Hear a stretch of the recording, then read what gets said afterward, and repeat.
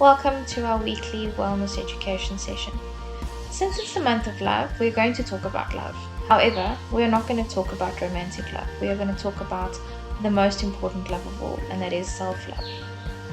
In a world where we are taught to seek validation and to compare ourselves to other people, we are not taught that the most important relationship that you will ever have is with yourself. Your internal world, in other words, your identity, your narratives, your belief systems, and the stories you tell yourself about yourself over and over will show up in your external behavior. Your behaviors towards the people in your external world will always reflect your inner belief systems. The doorway to success always opens inwardly.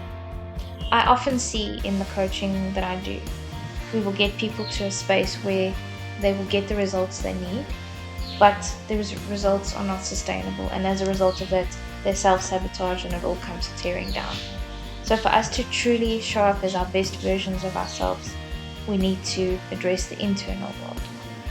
You will never rise any higher than the way that you see yourself on the inside. Oftentimes our inner belief systems are a reflection of an unmet childhood need. As children, we have three needs. We have the need to connect with other human beings. We have a need to show up as our authentic selves and not seek approval to be loved and connected to other people.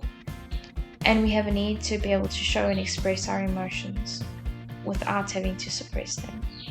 If any of these needs are not met in childhood, we develop core wounds.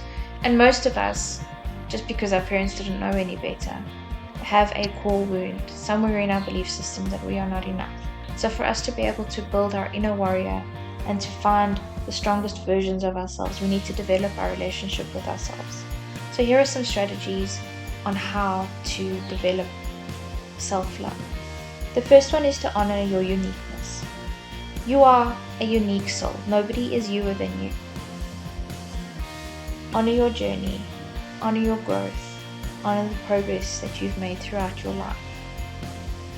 The second strategy is to do hard things daily. Get through the work that you need to get through, even though it's hard. Exercise. Take a cold plunge. Do the things that are hard daily. Play with your kids instead of spending time on social media. By getting through micro difficulties every day, you keep your promises to yourself, and in this way, you build your self-confidence and your self-respect. The third strategy is to spend time in silence. Spend time in stillness.